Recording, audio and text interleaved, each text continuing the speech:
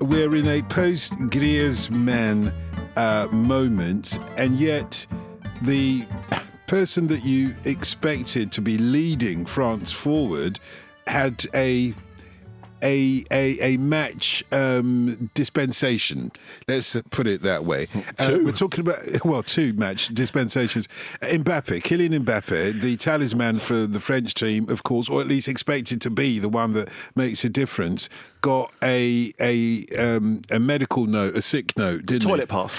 A toilet pass, dear. He's already getting those. I mean, Messi gets those later on in his career after he's achieved all these Ballon d'Ors and what have you. Mbappe's already getting them. Wow. But was it a sick note? Because for Real Madrid, he didn't get one. He was playing for Real Madrid, whereas he wasn't playing for that French national team. Yeah, what's going on? This hasn't gone down brilliantly in France, because I think for Kylian Mbappé to have this international window off is not unreasonable.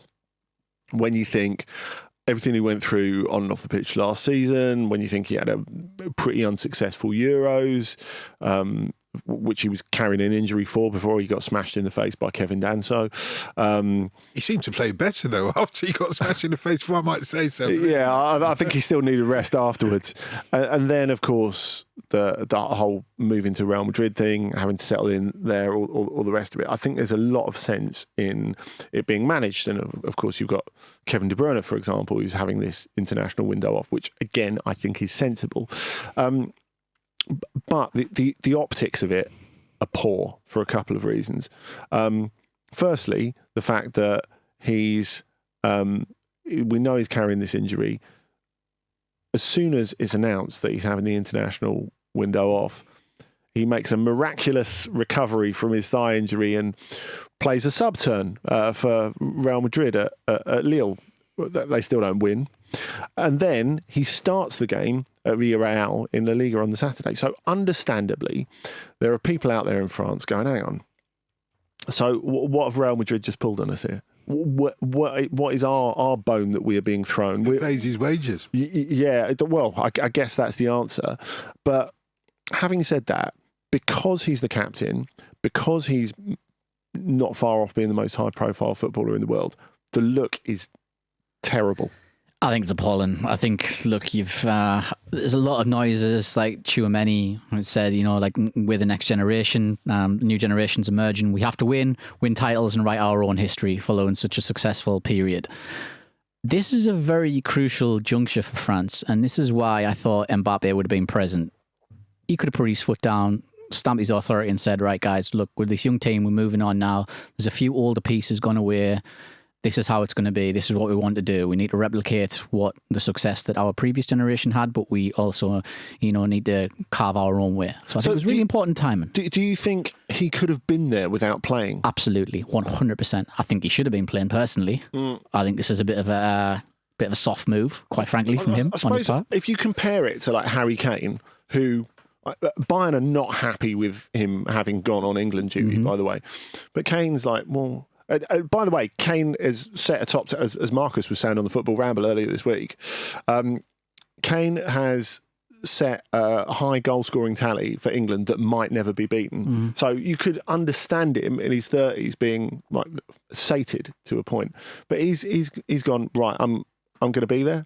And it's like, Bayern are thinking, mate, have a week off. I think it's important. Look at there's other examples as well. One springs to mind. David Alaba was there during the Euros with Austria. Yes, it's a really good example. I think it's a really important thing to do. To put down when you've got a senior role in that team, which Mbappe clearly has in France. I think you have to show that. I think it sets a tone, sets an example. And I think this is really, really important. Yeah, I mean, for them to sort of be discussing before this game with Israel, like, who's the captain going to be? Yeah, it's just a waste of a press conference, really, isn't it? It's silly, and I can't believe that the FFF have allowed that to develop. You could say I can't believe Mbappe's allowed that to develop. I can't believe Didier Deschamps allowed that to develop. Now, of course, he left it a couple of days, and then he announced that Tchouaméni is going to be the captain for these games. But that never should have been a question. He should have been able to say, right, this is what we're doing.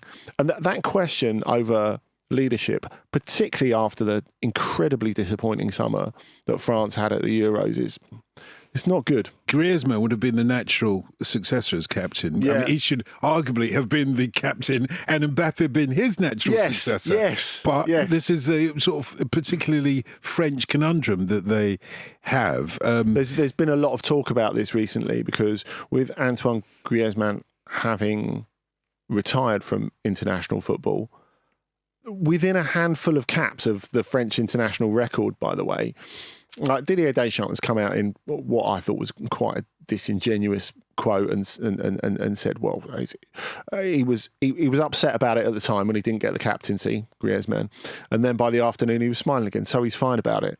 Like, if that's your analysis of it, if that is your psychological analysis of your players, that is a bad coaching failure.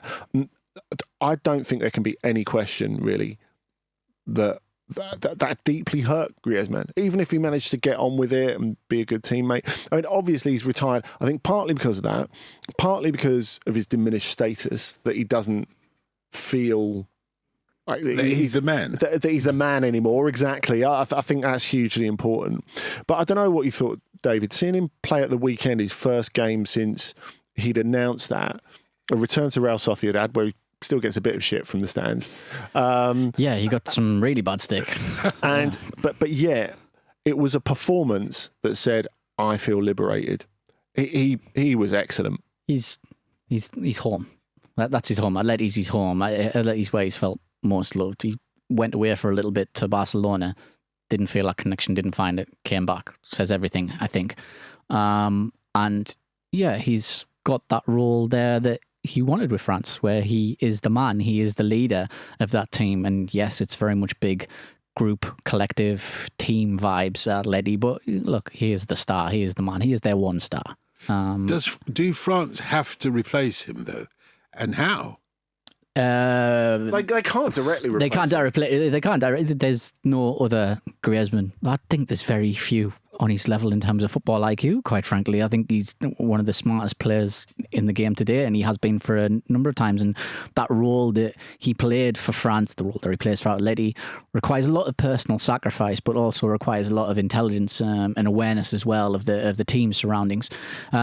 Very hard to find those players. I think you can find different types of players if you need a new fast player, if you need a new strong tackler, anything like that, the basics, okay, you'll find them. But I think when it comes to that type of player, you don't replace him. You will have to kind of develop and mould into another style. And I think that's what we'll see France do in time. But in terms of personality-wise, he, as I said in the intro, is Mr. Reliable, or was for France, amongst other things. He's Mr. Reliable, and he's got a great personality as well. He's very bright. But that's the juxtaposition, isn't it, of Mbappe? Not being disrespectful, but France cannot rely on Mbappe, can they? Well, they can for something.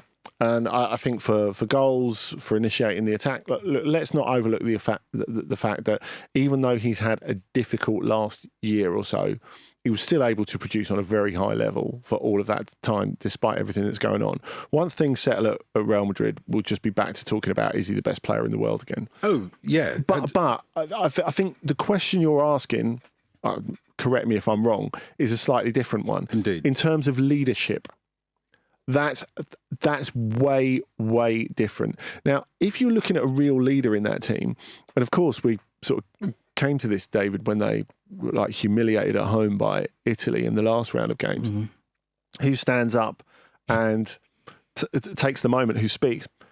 It's not Mbappe, not Griezmann, not Didier Deschamps, it's Maignan. And ever since he first came into the team, he has been a voice. He's not talking all the time, he's not loud, but when he speaks, people listen. He is a proper leader. And I wonder if I was quite surprised that he didn't get the captaincy for the moment instead of Tchouaméni. I think there might be a political angle to it, because if Maignan gets the captaincy, how do you take it back off him? I think there's partly that to it. But for me, I mean, of course, Deschamps has gone with a goalkeeper as captain before. Hugo Lloris is like the most capped France player as captain in French football history. So I don't know. The problem is there's no easy way of taking it off Mbappe without it looking like a massive incident and a massive snub to him, is there?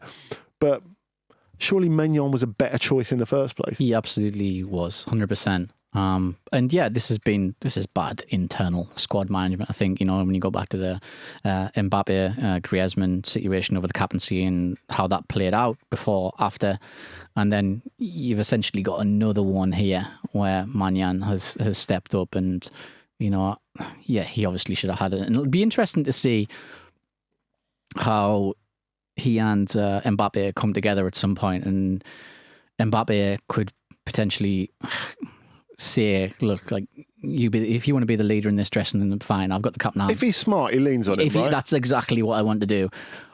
But it's not the sort of thing I can imagine Mbappe doing for some reason. It's a funny thing, isn't it? Because ultimately, all this stuff unaddressed is eventually going to blow up in Didier Deschamps' face. Yep. The question is, does it happen before the World Cup, or does it happen at the World Cup? Because I think there's a little bit of tipping point with what happened in the Euros, that they were poor enough that despite everything he's done, people at least have the right to question Didier Deschamps. Not necessarily to say he shouldn't be the coach anymore and he should get out, although, that will be a lot of people's view as well.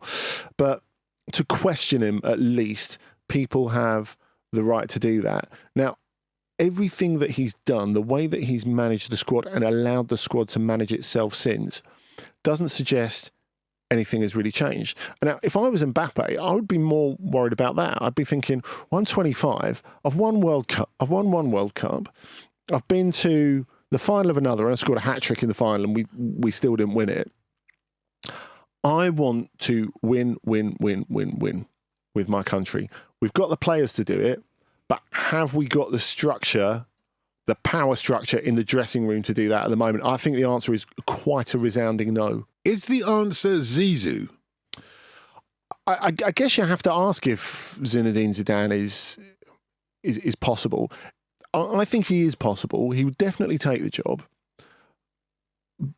But the question is whether Deschamps moves aside at some point, because clearly it has to get a fair bit worse for Deschamps to stand aside. But at what point does that happen? They've never had the quality of football. They've had the results. They've had the success in terms of the trophies. Nobody's ever enjoyed the football, but he's had the results. Now, once the results start dropping off and the football's still not very attractive, that is when I think you'll see everything snowball even more and kind of say, right, Didier, before you could say, you might not like my football, but we're winning. When they stop winning, that's when I think. Is that where the Griezmann vacuum is important? Because if you think of the 2018 team that won the World Cup, playing, as you say, not that attractive football, which is often the way to win a major international tournament, the key players there, and people think of Mbappe's big bits in that tournament, Varane and TT were exceptional and have barely been fit to play at the very highest level since, unfortunately. But the key players in terms of digging in, setting the attitude, Luka Hernandez and Antoine Griezmann, who were both at Atletico at the time. Now, Luka Hernandez never fit anymore. Antoine Griezmann no longer in the picture. Has he even got the players to play that sort of football anymore? No, I don't think he is. And it goes back to Dotun's question. How do you replace Antoine Griezmann? You just don't. And that's going to be the problem that is going to surround him.